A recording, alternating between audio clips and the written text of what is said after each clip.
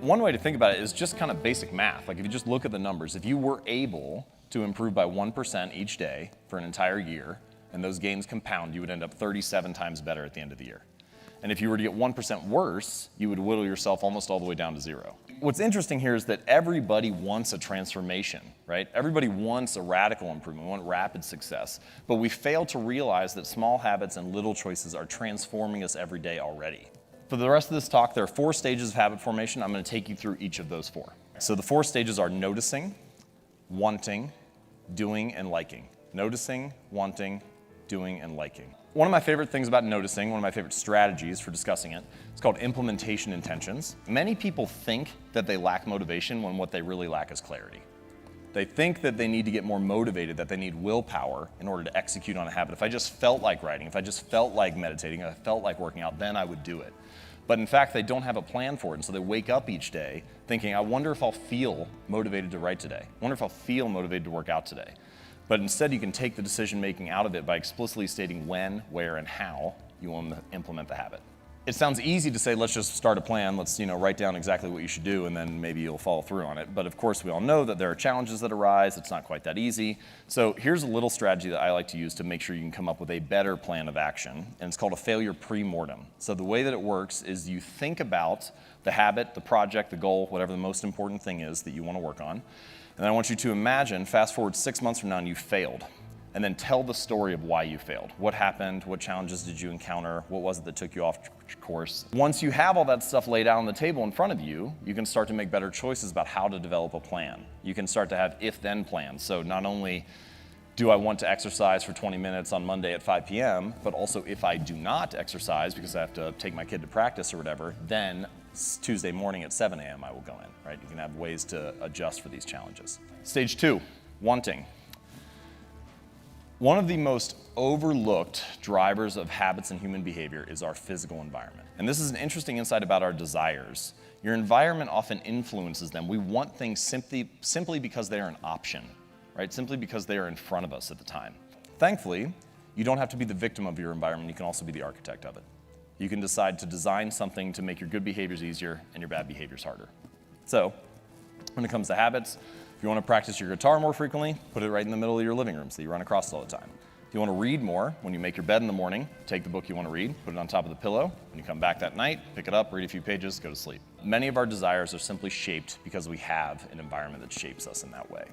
So the moral of the story is I've never seen someone stick to positive habits in a consistent fashion in a negative environment. Maybe you can overpower it once or twice, maybe you can have the willpower to do the right thing on one day, but if you're constantly fighting against those forces, it's going to be very hard to follow through. Stage 3, doing. The important insight here, especially for habits, is that in the beginning, the most important thing is just to shut up and put your reps in. Just make sure that you hone the skill, right? And you can start to think of it, the way that I like to think of it is that any outcome that you wish to achieve is just a point along the spectrum of repetitions.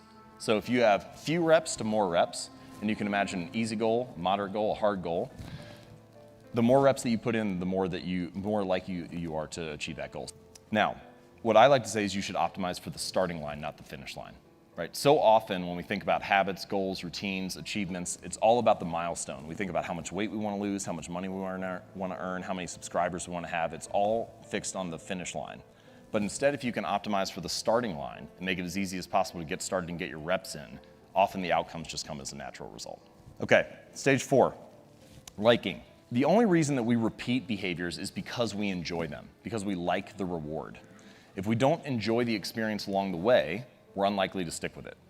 And that means that you need to figure out ways to bring a reward into the present moment because good habits have a problem. And that problem is that for good habits, the immediate consequence is there. There's a cost that happens in the moment, but the reward is often delayed. So you need to figure out how to bring the reward into the present moment to stick to a good habit. And someone else who's going to be speaking here, Seth Godin, had a very nice little quote about this where he said, the best way to change long-term behavior is with short-term feedback.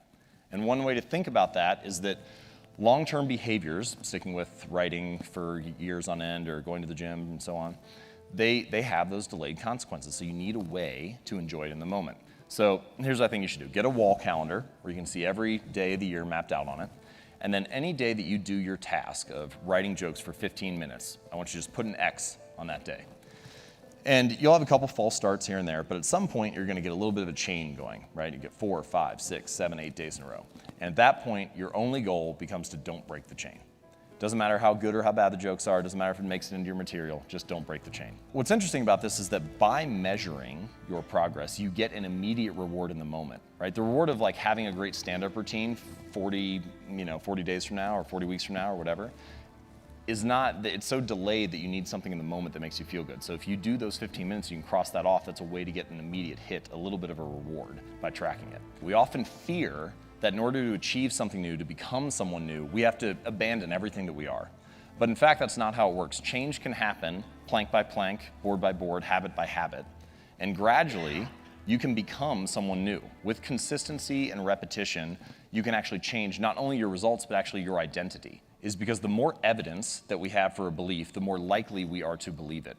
So if you go to church every Sunday for 20 years, you believe that you are religious. If you study Spanish every Thursday night for 20 minutes, you believe that you are studious. The actions that you take provide evidence for who you are. And it's not that habits matter more necessarily on an individual basis. Each moment in life matters, but what ends up happening is that over the broad span of time, things that you do once or twice fade away, and things that you do time after time, day after day, week after week, accumulate the bulk of the evidence for what you believe about yourself. And so every action that you take is actually a vote for the type of person that you want to become. If you want to become someone new, then you can take a new action and begin to accumulate evidence for that identity, for that belief about yourself. And that the more votes that you cast, the more likely you are to win the election. You don't need to be unanimous. You don't have to be perfect all the time. You just need to have the body of work. So true change is actually not behavior change, it's not results change, it's not process change, it's identity change. The goal is not to read a book, it's to become a reader. The goal is not to write a book or write an article, it's to become a writer. The goal is not to run a marathon, it's to become a runner, to become a type of person, to develop an identity. And the way to being something or becoming someone is through doing something. So every time you sit down to write, every time you practice that habit, you are being a writer. Every time you play a sport, you're being an athlete. Every time you practice painting or music or whatever, you are being an artist. And habits are not only the method through which we achieve external measures of success, like losing weight or earning more money or meditating and reducing stress. They are also the path through which we achieve internal change and actually become someone new. They're the path through which we forge the identity that we have, the deepest beliefs we have about ourselves, our sense of self. And so if you can change your habits, you can change your life.